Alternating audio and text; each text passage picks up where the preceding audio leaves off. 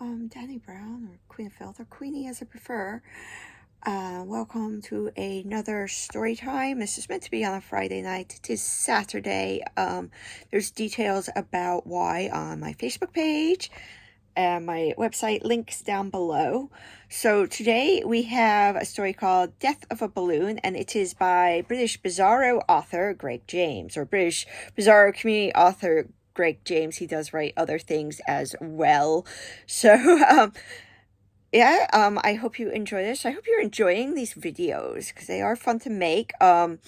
Once my house is sorted out, I will have a tripod, which will be nice, and some proper lights, and I will put in the effort into editing these and making them look nice. But for now, it's just me reading.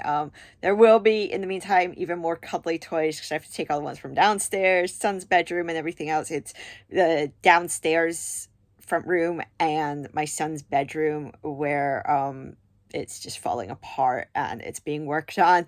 And I have to clear out those rooms so everything can be done and put stuff in. I only have a 2 up, 2 down. So my bedroom and the room of shame. The room of shame is already pretty full. So let's get to this story. I am looking forward to, in a few months, having a proper setup, maybe with some nice backgrounds as well. I've seen some really good ones from other authors. Oh, I have my nails done so they're all shiny. Okay, here's the story, and his links are down below. I know with Nats last week I did a smart link. I can't seem to do that with these ones, so there's a separate US and UK account, and my links are below as well. I am ripe and strawberry bright. I don't know how long I've been here, only my coming into being. Warm air rushed in, filling the one red lung that is me. The world bears down upon me, my elastic skin, and I push back against its weight with my color, which is so very bright. There is laughter like sunshine when small eyes see me, and their fingers grasp at my string. I sail above the crowd, their chatter passes below me as the clouds fly past above. Some look up, others they point, and afterwards there are smiles left behind in my wake. I know I am here to bring joy, and that is enough. The sky calls to me, though, as the ground calls to those below. As they tramp their stubborn feet over pavements and tarmac, I am soaring higher, higher, and higher, wanting to be with the blue above. I bob, I sway, I waver as the taut string between little fingers twangs and twists, keeping me down so very close to the ground. I pull against the string as I push against the incessant weight of the world, wishing to be free, wanting to roam so far. No more of this back and forth and back on the end of a string held by hands that are nothing to do with me and who I am. I pull and I pull as the sun reaches its highest height, and I feel the heat of the distant white spear prickling on my elastic skin. A cry below, a stumble and fall. The child is on the ground with something red as I am smearing across its knee. Its fingers let go, and I am free. A further cry as I rise and rise aloft in flight, feeling the weight of the world no more upon me. I am in the voiceless sky, and it is so silent, so great, as it opens up around me, for I am not still in its unseen grasp. Tethered, untethered, free movement becomes me. It is who and what I am. Motion, color, and joy all come together as I go higher, higher, higher. Before we continue, here's my cat who's come to help. The breath of life within me is all... The breath of life is within me, and all is flat as the world recedes below, becoming a gray, drifting expanse as the clouds draw me up into their whiteness. It grows colder, faster than I would have liked, and I am not so alone up here. There are shapes in the sky, feathered and sharp, that cry out in ways far more dark and awful than the child that held me below. They swoop, they cry, and they fly around me, showing how much more they can do than I. Their wings flutter and beat the air in rhythms, allowing them to go here and there, whereas I can only go up, up, up. My skin crinkles, going soft in places, and the warm air that gave me life is growing thin. I am not made to be up here, a curious elastic thing that sways about on a piece of string. I see this now too late as the feathered shapes come close. My color is as round as the beads of their eyes. I am so very bright against the clouds, they cannot miss me, and as they dive, I wish they had. They pierce me with their sharpness, and I know true pains for the first time. Life was not so bad below, where the people pointed and laughed. The sight of me brought them joy. Up here, in the great, wide emptiness, I am nothing to the feathered shapes. They see me as I saw the redness on the child's knee.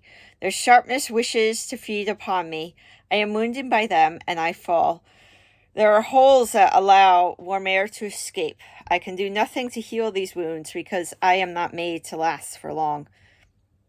I see this now as my roundness collapses, and I am made smaller, so much smaller by the second, and the world rushes up to meet me again. Before I could push against the world with my shape and color, now they are leaving me, and I have nothing left. I fall down into the world and land upon the ground, crumpled and short of air. I try to sway and bob back up, but I can only drift low against the dirty ground, feeling it scratch as the feather shapes did.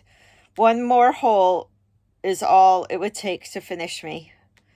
My round shape is almost gone, and I miss it so. There is a child coming up to me, and I do not like him. He is not like the one who lost me. His eyes are narrow and restless as the grubby hands that twitch at his sides. I am so much smaller than him and cannot lift myself enough to escape. He grabs my string, which has become wet and soiled from being dragged along the ground. I try to twist and turn away because I am sure he wishes to hurt me. Has not the world wounded me enough? It would not seem so. What am I to him but a poor, weak pocket of elastic living off someone's borrowed air? Above and above, the sky still calls me to, though the feather shapes that tore me open still dwell there. It is beyond me, I know. There is not enough air left, not enough life to get me far from here. The grubby-handed boy has me and drags me along in his footsteps.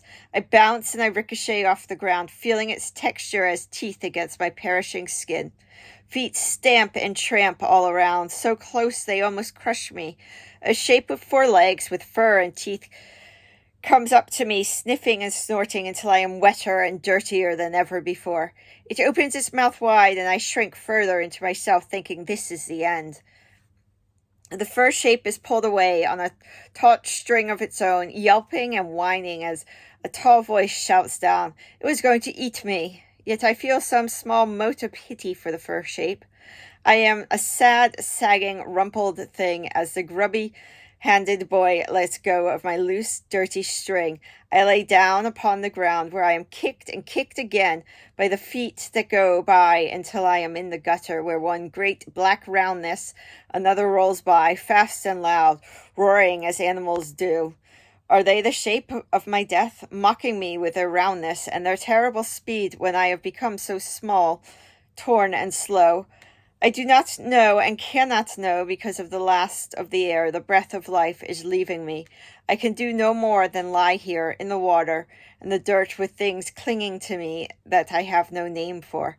My skin is withered and perished. My shape is gone. My air is lost. I am a torn red flag that flies over no known country, cast aside to die down here, forgotten and bereft. I no longer bring joy. I am dead. So that was Death of a Balloon by Greg James. So as I said, links below. My links are down there too. So thank you for leaving reviews for my books this week. It's very, very much appreciated. They do help sales. So thank you for watching, and I'll be back next week, hopefully on Friday this time. As I say, if you want to know what's been going on, there's a pinned post on my Facebook, and you can scroll down for some more posts. And there is a description of what I've been dealing with since Thursday on my website. So yes, fun times. So hopefully see you Friday for another story. Not sure if it's going to be one of mine or one I managed to get off somebody, as I can't afford to pay anybody. So these are all anybody who's letting me read a story. They are doing it for free, and it can affect future publication of their story because this counts as it being published.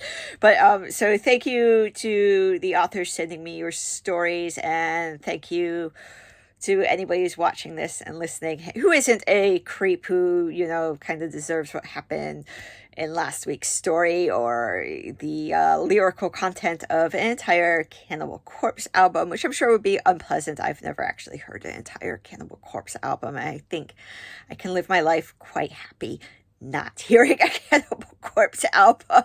But it does create interesting imagery to think of somebody being reincarnated repeatedly, and with each reincarnation their death is something that has happened in a Cannibal Corpse song. I know some people who deserve an entire Cannibal Corpse album of reincarnation. So, right, see ya.